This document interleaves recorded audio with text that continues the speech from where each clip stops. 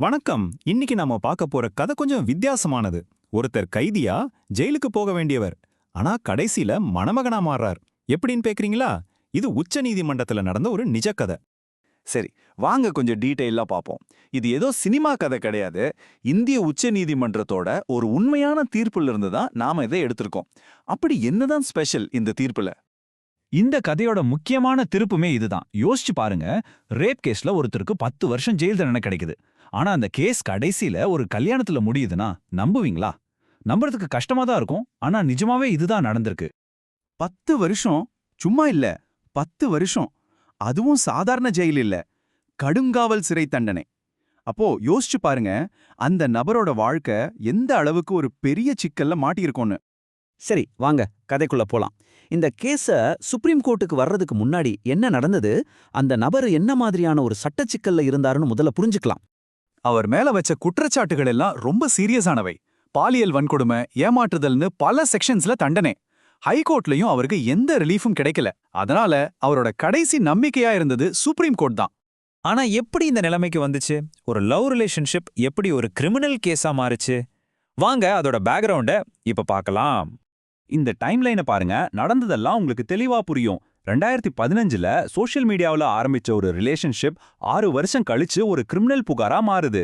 அதுக்கப்புறம் தண்டனை, அப்பீல்னு அடுத்த வருஷமே இந்த கேஸ் நம்ம நாட்டின் உச்ச நீதிமன்றத்துக்கே போயிடுது. கோர்ட்டோட தீர்ப்புல இருந்து இந்த ஒரு லைன் ரொம்பவே இன்ட்ரெஸ்டிங் ஆனது. ஒரு சின்ன மிஸ் அண்டர்ஸ்டாண்டிங்னால 2 பேருக்கும் சம்மதத்தோட இருந்த உறவுக்கு ஒரு கிரிமினல் கலர் கொடுக்கப்பட்டிருக்குன்னு கோர்ட்டே சொல்லுது. பாருங்க, இந்த ஒரு பார்வைதான் இந்த கேஸோட ஃபோக்கையே மாத்தி அமைச்சது. இங்க தான் கதையில ஒரு பெரிய ட்விஸ்ட் வருது. ஜட்ஜஸ் ரொம்பவே வித்தியாசமான, வழக்கத்துக்கு மாறான ஒரு ஸ்டெப் எடுக்கறாங்க. அதுக்கு பேர் தான் நீதிமன்றத்தின் 6வது அறிவு. உங்களால இதை நம்ப முடியுதா?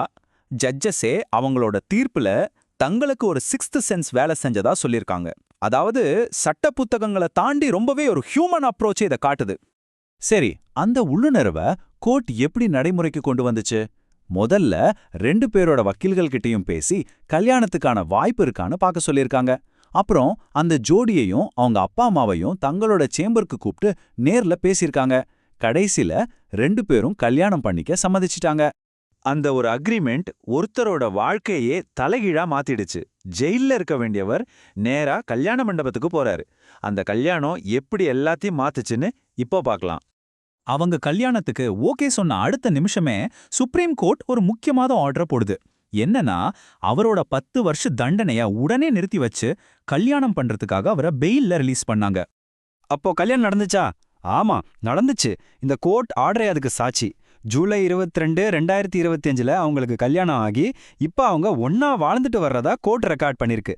பாருங்க, ஒரு பெரிய சட்ட போராட்டமே ஒரு மேரேஜ் சர்டிபிகேட்ல முடிஞ்சிருக்கு. சரி, ஒரு நிமிஷம் யோசிங்க. சட்டப்படி தண்டனை கிடைச்ச ஒருத்தரை ரிலீஸ் பண்ணி கல்யாணமும் செஞ்சு வைக்க சுப்ரீம் கோர்ட்டுக்கு எந்த பவர் அதிகாரம் கொடுக்குது? இப்போதான் நாம இந்த கேஸோட ரொம்ப முக்கியமான ஒரு சட்டப்பகுதிக்கு வரோம். அதுதான் கம்ப்ளீட் ஜஸ்டிஸோட பவர். அதுக்கு பதில் நம்ம அரசியலமைப்பு சட்டத்தோட ஆர்டிகிள் 142ல இருக்கு. இந்த ஆர்டிகிள் சுப்ரீம் கோர்ட்டுக்கு ஒரு ஸ்பெஷல் பவரை கொடுக்குது. அதாவது அவங்க முன்னாடி வர்ற எந்த கேஸ்லயும் முழுமையான நீதியை கொடுக்கறதுக்காக எந்த ஒரு உத்தரவையும் பிறப்பிக்கலாம். இது மாதிரி ரொம்ப ஸ்பெஷலான சூழ்நிலைகளுக்கு இது ஒரு பவர்ஃபுல் டூல். கோர்ட்டும் அவங்க ஜட்ஜ்மெண்ட்ல இப்ப ஓப்பனாவே சொல்லியிருக்காங்க. இந்த விஷயத்துல முழுமையான நீதியை வழங்க நாங்க அரசியல் அமைப்போட ஆர்டிகல் 142க்கு கீழே இருக்கிற எங்க அதிகாரத்தை பயன்படுத்தி இருக்கோம்னு ரொம்ப தெளிவா சொல்லிட்டாங்க. அந்த கம்ப்ளீட் ஜஸ்டிஸோட ரிசல்ட் என்ன தெரியுமா? ஒரு டோட்டல் சேஞ்ச். எஃப்ஐஆர் கேன்சல் ஆச்சு. 10 வருஷ ஜெயில் தண்டனை ரத்து செய்யப்பட்டது. அவர் மேல எந்த குற்றமும் இல்லைன்னு முழுசா விடுதலை செஞ்சாங்க. அது மட்டும் இல்ல, வேலையில இருந்த சஸ்பென்ஷனை நீக்கி பாக்கி சம்பளத்தையும் கொடுக்க சொல்லி ஆர்டர் போட்டாங்க. ஜெயிலுக்கு போக இருந்த ஒருத்தரோட வாழ்க்கை ஒரு புது அத்தியாயத்தையே ஆரம்பிச்சு. கடைசியா இந்த கதை நம்ம எல்லார்கிட்டயும் ஒரு முக்கியமான கேள்வியை கேக்குது. நீதின்னா என்ன? ஒரு நல்ல மனுஷத்துவமான தீர்வை கொடுக்கறதுக்காக ஒரு கோர்ட் எழுதப்பட்ட சட்டத்தோட எல்லைகளை தாண்டி போறது எப்போதெல்லாம் சரின்னு நீங்க நினைக்கிறீங்க?